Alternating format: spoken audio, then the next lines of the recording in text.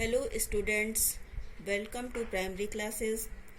आज हम कक्षा 5 की कलरव से पहला पार्ट विमल इंदु की विशाल किरणें पढ़ेंगे। आओ देखें। विमल इंदु की विशाल किरणें प्रकाश तेरा बता रही हैं, अनादि तेरी अनंत माया जगत को लीला दिखा रही हैं। प्रसार तेरी दया का कितना, ये देखना हो तो देखे सागर, तेरी प्रशंसा का राग प्यारे तरंग मालाएं गा रही हैं।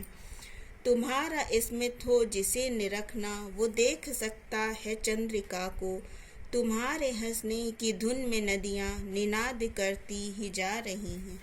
जो तेरी हो वे दया दया निधि, तो पूर्ण होता ही है मनोरथ, सभी ये कहते पुकार करके यही तो आशा दिला रही हैं।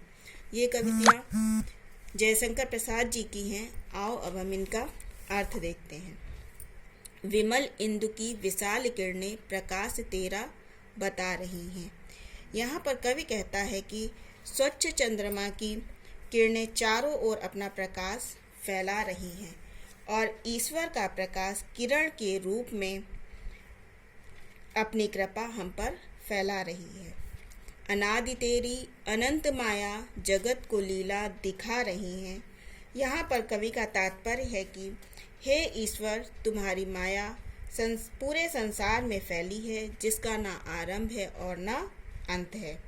संसार के कण कण में तुम व्याप्त हो और अपनी लीला संसार को दिखा रहे हो।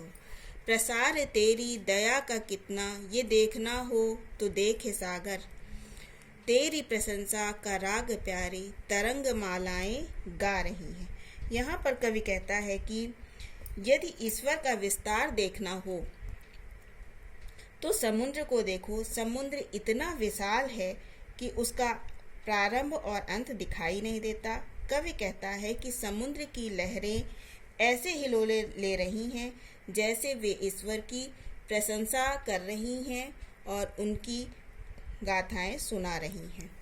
तुम्हारा स्मित हो जिसे निरखना, वो देख सकता है चंद्रिका को, तुम्हारे हंसने की धुन में नदियां निनाद करती ही जा रही हैं।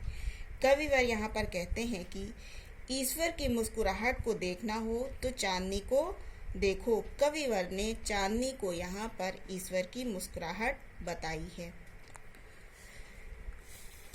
नदियों की कलकल ऐसी लगती है जैसे ईश्वर हंस रहा है। कवि कहते हैं कि नदियां जो बह रही हैं वो ऐसा लगता है कि भगवान स्वयं यहाँ पर हंस रहे हैं। जो तेरी होवे दया दया निधि, तो पूर्ण होता ही है मनोरथ, सभी ये कहते पुकार करके यही तो आशा दिला रही है।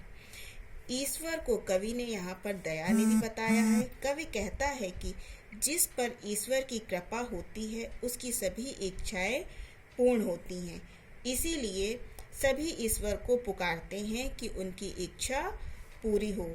अंत में कवि का तात्पर्य है कि ईश्वर संसार के समस्त कण कण में ईश्वर ही व्याप्त है।